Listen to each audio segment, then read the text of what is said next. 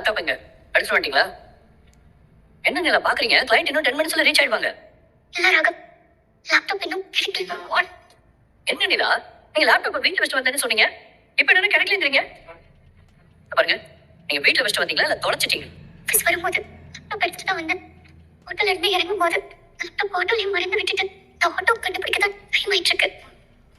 என்ன நிலா இவ்வளவு அசால்ட்டா பதில் சொல்றீங்க? ஆட்டோல விட்டு வந்தீங்களா? ஜோக் பண்றீங்களா?